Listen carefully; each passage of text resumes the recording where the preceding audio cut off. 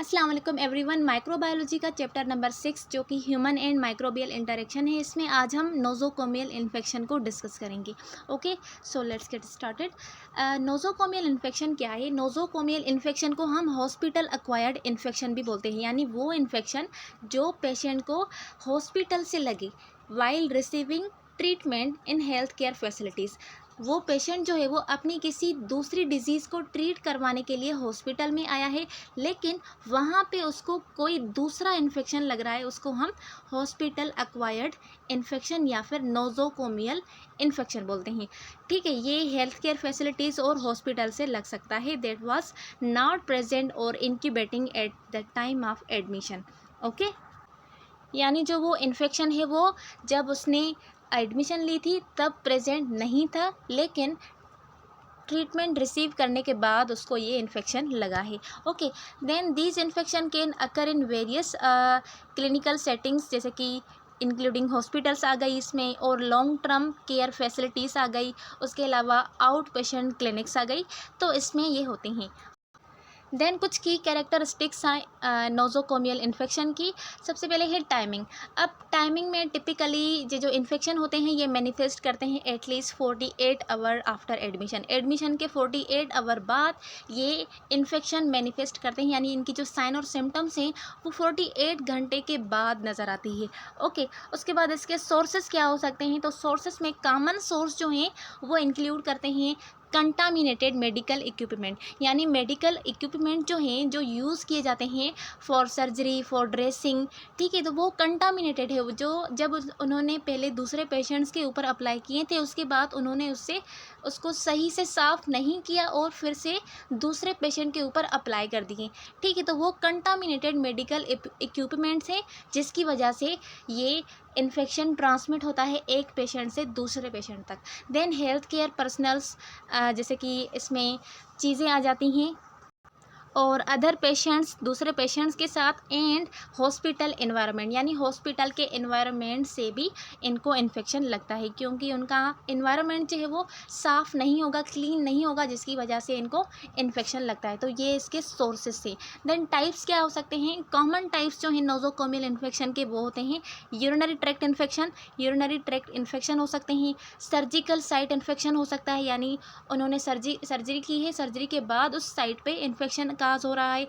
Then blood stream infection, यानी उन्होंने जो इंजेक्शंस वगैरह हैं वो सही से नहीं की, आईवी सही से नहीं की, उसकी वजह से ब्लड स्ट्रीम इन्फेक्शन हो रहा है, और निमोनिया भी हो सकती है।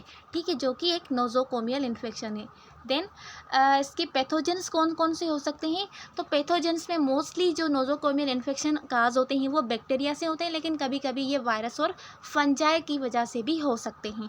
ओके, तो ये कुछ कॉमन बैक्टीरिया हैं जो कि काज कर सकते हैं। इसमें स्टेफाइलोकोकस ओरियस आ जाते हैं, एस्कर्चिया coli and Pseudomonas एरोगिनोसा।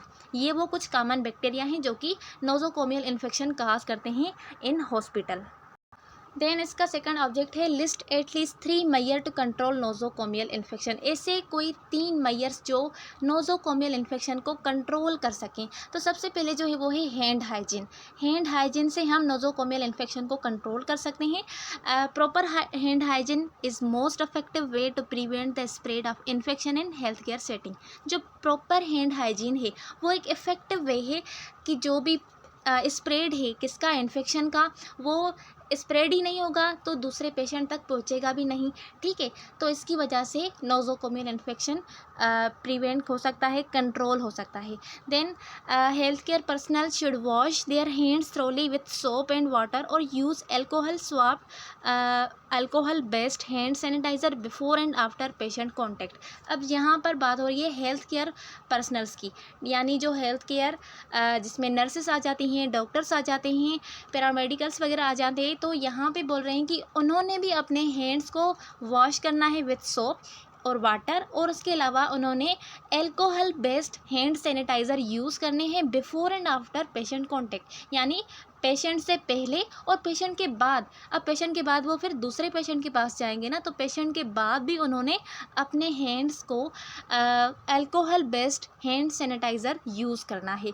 Okay, and after removing gloves, gloves को रिमूव करने के बाद भी उन्होंने अपने हैंड्स को वॉश करना है। And after any activity they may have contaminated their hands, यानी कोई भी ऐसी एक्टिविटी जैसे कि सर्जरी वगैरह हो गई या फिर ड्रेसिंग वगैरह हो गई, तो ड्रेसिंग के बाद उनके हैंड्स जो होते हैं वो कंटामिनेटेड हो जाते हैं, तो अगेन उन्होंने अपने हैंड्स को वॉश करना है और अल्कोहल बेस्ड सैनिटाइज़र यूज़ करना है हैंड्स के ऊपर। देन है हमारे पास use of personal protective equipments. अब इन्होंने during any kind of process, कोई भी प्रोसीजर चल रहा है तो उन्होंने क्या पहनने हैं, पर्सनल प्रोटेक्टिव इक्विपमेंट्स पहनने हैं, क्योंकि जब पहले वो खुद को प्रोटेक्ट करेंगे तो फिर वो पेशेंट को भी प्रोटेक्ट कर पाएंगे। सो health care worker should use appropriate personal protective equipment, जिसमें सबसे पहले ग्लव्स आ जाते हैं, उसके अलावा मास्क आ जाते हैं, ठीक है, देन गाउन्स आ जाते हैं जो सर्जरी में पहनते हैं डॉक्टर्स, और देन आई प्रोटेक्शन, इसमें ग्लासेस वगैरह आ जाते हैं जो उनकी आइज़ को प्रोटेक्ट करते हैं when caring for patient with infectious disease और व्हेन परफॉर्मिंग प्रोसीजर दैट में expose them to body fluids. अब ये सारी चीज़ें पर्सनल प्रोटेक्टिव इक्विपमेंट्स उन्होंने कब लेने हैं, जब वो पेशेंट को केयर प्रोवाइड कर रहे हैं किसी इन्फेक्शियस डिजीज़ की, यानी वो डिजीज़ जिसके चांसेस है, यानी जो 100% फैल सकती है, एक पर्सन से दूसरे पर्सन तक फैल सकती है, तो वहाँ पे इन्होंने पर्सनल प्रोटेक्टिव इक्विपमेंट्स का यूज़ करना है। और कोई भी प्रोसीजर वो परफॉर्म कर रहे हैं तो वहाँ पे भी उन्होंने पर्सनल प्रोटेक्टिव इक्विपमेंट्स का यूज़ करना है, क्योंकि उनके जो बॉडी फ्लूइड्स हैं वो एक्सपोज होते हैं, और एक्सपोज जो होते हैं वो कहाँ पे भी, अगर आपकी बॉडी के एज अ नर्स हैं, आप नर्स हैं या फिर डॉक्टर हैं, तो आपकी बॉडी पे अगर कोई थोड़ा सा कट है या फिर ऐसे ही आपके हैंड्स पे लग सकता है वो इन्फेक्टेड बॉडी फ्लूइड, और अगर आपने अपनी प्रॉपर हैंड हाइजीन नहीं की तो वो आपको भी इन्फेक्शन हो सकता है, तो इसीलिए use of personal protective equipment is must. Okay, then third है यहाँ पर infection control practices and environmental hygiene. Infection control practices है एक, और उसके अलावा एनवायरमेंट की हाइजीन है। सो यहाँ पर hospital and health care facilities जो हैं वो स्ट्रिक्ट इम्प्लीमेंट करेंगी infection control protocols, including regular cleaning and disinfection of patient room. इसमें रेगुलर हॉस्पिटल की क्लीनिंग होनी चाहिए, और जो पेशेंट के रूम है वो हर रोज़ डिसइंफेक्टेड होने चाहिए और क्लीन होने चाहिए। ओके, एंड मेडिकल इक्विपमेंट्स और फ्रीक्वेंटली टचड सरफेस, इनको भी अगेन एंड अगेन क्लीन किया जाए, और उसके बाद प्रॉपर स्टेरिलाइजेशन हो किसकी, रीयूजेबल मेडिकल इक्विपमेंट्स की, यानी वो मेडिकल इक्विपमेंट्स जो यूज़ होते हैं ड्यूरिंग सर्जरी और अगेन एंड अगेन यूज़ होते हैं, तो उन इंस्ट्रूमेंट्स का प्रॉपर स्टेरिलाइजेशन होना लाजमी है। So it is also essential to prevent and transmission of infection between patient. तो इस तरह से जो है ना आप इन्फेक्शन को ट्रांसमिट होने से प्रिवेंट कर सकते हैं बिटवीन पेशेंट। उसके बाद लास्ट ऑब्जेक्टिव है हमारे पास इस चैप्टर का, वो है define some pathogenic microbes and disease. अब यहाँ पर हमने कुछ डिजीज़ को डिफ़ाइन करना है सिंपली, जिसमें टेटनस आ जाती है, typhoid, diphtheria, tuberculosis, pertussis, mumps, measles, polio, influenza, ascariasis, taeniasis and dermatomycosis. सबसे पहले है टेटानस। टेटानस कास्ट होती है बैक्टीरियम क्लोस्ट्रीडियम टेटानी, ये वो बैक्टीरिया है जो कास्ट करता है टेटानस को, और it enters the body through wounds and procedures a toxin that affect the nerve system.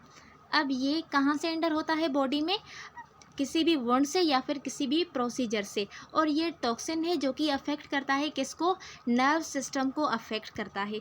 और इसके अलावा ये क्या लीड करता है, कौन सी सिम्टम्स को लीड करता है, मसल स्टिफनेस हो जाती है और मसल स्पाज्म हो जाते हैं, ऑफन स्टार्टिंग विथ द जास। ठीक है, सबसे पहले जो मसल स्टिफनेस होती है वो कहाँ पे होती है, जा में होती है, जिसको हम लॉक जा बोलते हैं। ओके, ये है टेटनस का पेशेंट। देन है हमारे पास ये आप देख रहे हैं टाइफाइड का पेशेंट है। टाइफाइड में जो टाइफाइड है वो किससे काज होता है, ये भी बैक्टीरिया से काज होता है। कौन सा बैक्टीरिया, सल्मोनेला टाइफी, उसके अलावा it spread through contaminated food और वाटर, ये कंटामिनेटेड फूड और वाटर से स्प्रेड होता है एक पर्सन से दूसरे पर्सन तक। और उसके अलावा ये फीवर काज करता है, हाई ग्रेड फीवर होता है टाइफाइड में। एंड उसके अलावा एब्डोमिनल पेन होता है, देन सिवियर डायरिया होती है टाइफाइड में। और it can be life threatening if untreated, अगर इसको आपने सही से ट्रीट नहीं किया तो ये लाइफ थ्रेटनिंग हो सकता है। उसके बाद ये पेशेंट आप देख सकते हैं, ये डिप्थेरिया का पेशेंट है। डिप्थेरिया जो है ये भी बैक्टीरिया से काज होती है। इस बैक्टीरिया को हम बोलते हैं कोरिनी बैक्टीरियम डिप्थेरियाए, ठीक है, ये वो बैक्टीरिया है। It spread through respiratory droplet, ये रेस्पिरेटरी ड्रॉपलेट से स्प्रेड होता है और ये टॉक्सिन्स को प्रोड्यूस करता है that form a thick coating in throat, जो कि क्या बनाती है, थिक कोटिंग बनाती है, किसमें, थ्रोट में, गले में थिक कोटिंग बनाती है, leading to difficulty in breathing, सबसे पहले इसको सांस लेने में तकलीफ़ होगी। और उसके अलावा potentially causing heart and nerve damage, potentially ये हार्ट और नर्व को डैमेज करेंगी। देन ये आप जो पेशेंट देख रहे हैं ये टीबी का है, ट्यूबरक्लोसिस। अब जो ट्यूबरक्लोसिस है ये भी बैक्टीरिया से काज होता है, कौन से बैक्टीरिया से, माइकोबैक्टीरियम ट्यूबरक्लोसिस, ठीक है। It primarily affect the lungs, सबसे पहले जो माइकोबैक्टीरियम ट्यूबरक्लोसिस है ये लंग्स को अफेक्ट करता है, बट उसके बाद जो है ये अदर पार्ट्स ऑफ बॉडी को भी अफेक्ट कर सकता है, जैसे कि रीनल ट्यूबरक्लोसिस हो गई, बोन ट्यूबरक्लोसिस हो गई। तो इस तरह से सबसे पहले जो है ना ये लंग्स को अफेक्ट करता है, उसके बाद दूसरे बॉडी पार्ट्स को अफेक्ट करता है। TB spread through the air when an infected person cough और स्नीप्स, जब टीबी है वो कैसे स्प्रेड होती है, एयर से स्प्रेड होती है, जब कोई इन्फेक्टेड टीबी वाला पर्सन कफ करे या फिर स्नीज करे। देन इट काज कफिंग, ठीक है, इसमें टीबी में ज़्यादा कफिंग होती है, चेस्ट पेन होता है, वेट लॉस होता है और फटीग होता है। देन उसके बाद ये जो आप पेशेंट देख रहे हैं ये है पर्ट्यूसिस, यानी जिसको हम वूफिंग कफ भी बोलते हैं, ठीक है। It is also caused by bacteria, कौन सा बैक्टीरिया, बोर्डेटेला पर्ट्यूसिस, ये इस बैक्टीरिया का नाम है। It spread through respiratory droplet, ये भी रेस्पिरेटरी ड्रॉपलेट से स्प्रेड होता है और काज करता है severe coughing fits that may and with whooping sounds with breathing, when breathing, जब वो ब्रीथ करेगा तो तब आपको वूफिंग साउंड्स मिलेंगे और इसमें सिवियर कफिंग फिट्स होती हैं। Okay, it can be specially dangerous for infants, ये जो पर्ट्यूसिस है यानी वूफिंग कफ है ये इन्फेंट्स के लिए ज़्यादा डेंजरस होती है। ओके, ये जो आप डायग्राम देख रहे हैं ये है मम्स का। तो मम्स जो है ये काज होते हैं मम्स वायरस से, ठीक है। It spread through respiratory droplet और स्लाइवा, ये रेस्पिरेटरी ड्रॉपलेट और स्लाइवा से स्प्रेड होता है एक पर्सन से दूसरे पर्सन तक। And causes painful swelling of salivary gland, salivary gland का पेनफुल स्वेलिंग हो जाती है, ठीक है, सूज जाते हैं और ज़्यादा उनमें पेन होता है। और उसके अलावा फीवर होता है, देन हेडेक भी होता है, इसमें सर दर्द और मसल एक होता है, ठीक है। देन है ये आप डायग्राम देख सकते हैं, इसको हम मीजल्स बोलते हैं, ठीक है। मीजल्स काज होते हैं मीजल्स वायरस से। और उसके अलावा although spread through respiratory droplet, ये भी रेस्पिरेटरी ड्रॉपलेट से स्प्रेड होता है। एंड काज फीवर, इसमें भी सिवियर जो ना हाई ग्रेड फीवर होता है। मीजल्स में कफ होती है, रनी नोज, ठीक है। And characteristics rashes that spread from the face to the rest of body, पूरी बॉडी और फेस में क्या होते हैं, ये जो आप रेशेस देख रहे हैं स्किन के ऊपर ये हो जाते हैं मीजल्स में। अब ये मीजल्स जो है it can leads to serious complication such as pneumonia और इंसेफेलाइटिस, निमोनिया और इंसेफेलाइटिस काज कर सकते हैं। देन ये जो आप पेशेंट देख रहे हैं ये पोलियो का है। अब पोलियो जो है वो पोलियो वायरस की वजह से होता है, caused by polio virus. It spread through faecal oral transmission and attacks the nerve system, ये फीकल ओरल ट्रांसमिशन से स्प्रेड होता है और नर्व सिस्टम को अटैक करता है और लीड करता है पैरालिसिस, यानी इसमें जो बॉडी पार्ट्स हैं वो पैरालाइज हो जाते हैं। मोस्टली कौन किसको अफेक्ट करते हैं, लेग्स को अफेक्ट करते हैं, लेग्स पैरालाइज हो जाती हैं यहाँ पे। देन ये जो पेशेंट है ये इन्फ्लुएंजा यानी फ्लू वाला पेशेंट है। इन्फ्लुएंजा भी वायरस से काज होता है, ठीक है। इसके टाइप्स होते हैं type A, B and sometimes C भी होता है, ठीक है। It spreads through respiratory droplet, ये भी रेस्पिरेटरी ड्रॉपलेट से स्प्रेड होता है। एंड काज करता है sudden onset of fever, cough, sore throat, body ache and fatigue. उसके अलावा it can leads to severe complication specially young childrens and elderly. इसमें those with weakened immune system, जिसमें immune system weak है उसमें severe complication काज करता है influenza viruses. Okay, then उसके बाद ये जो आप पेशेंट देख रहे हैं कीड़ा हाथ में लिए हुए, इसको हम एस्केरेसिस बोलते हैं। ठीक है, एस्केरेसिस ये कास्ट होते हैं बाय राउंड वर्म, इसको हम एस्केरिस लम्ब्रिक्वाइड्स बोलते हैं। ठीक है, it spreads through injection of contaminated food और वाटर एंड कान। ये जो है ना ये कंटामिनेटेड फूड और वाटर से होता है। ठीक है, जिस फूड और वाटर में ये राउंड वर्म प्रेजेंट हो। उसके अलावा क्या काज करता है, एब्डोमिनल पेन, सबसे पहले इसमें एब्डोमिनल पेन होता है। उसके अलावा वोमाइटिंग होती है एंड इंटेस्टाइनल ब्लॉकेज होती है इन राउंड वर्म्स की वजह से। और ओके, सो देन है ये पेशेंट आप देख सकते हैं, ये टेनियासिस का पेशेंट है। ये काज होता है by tapeworm such as taenia solium.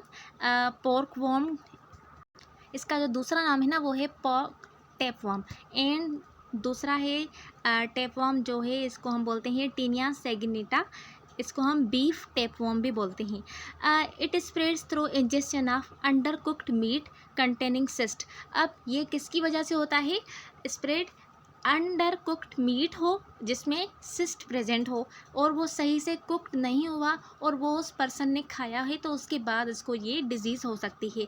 ठीक है, सिम्टम्स में include abdominal discomfort and weight loss. Abdominal discomfort रहेगा इसको और उसका जो वेट है वो लॉस हो जाएगा। देन ये लास्ट डिजीज़ है, ये डर्माटोमाइकोसिस की पेशेंट है। ये जो है ना ये फंगल इन्फेक्शन है स्किन का। ठीक है, उसके अलावा caused by various fungi such as trichophyton, epidermophyton and microsporum. ये वो फंजाई हैं जो काज करते हैं डर्माटोमाइकोसिस को स्किन के ऊपर। एग्जाम्पल में इंक्लूड्स एथलीट फूड टीनिया पेडसिल को जिसको हम बोलते हैं एंड रिंग वर्म जिसको हम टीनिया कॉर्पोरिस बोलते हैं। ओके, विच काजेस इचिंग। ठीक है, सबसे पहले इचिंग होती है स्किन के ऊपर, उसके अलावा रेडनेस हो जाती है, पूरी की पूरी रेड हो जाती है skin, and scaling of the skin, skin के ऊपर स्केल्स आ जाते हैं। ओके, सो ये था डर्माटोमाइकोसिस। इसकी डायग्राम जो है वो थोड़ी डरावनी है। तो यहाँ पर हमने पूरी डिजीज़ को डिस्कस कर लिया। आई होप कि आपको पूरा का पूरा नाज़ोकोमियल इन्फेक्शन और डिजीज़ समझ आ गई होंगी। मिलते हैं अगले वीडियो में। Thanks for watching. अल्लाह हाफिज़।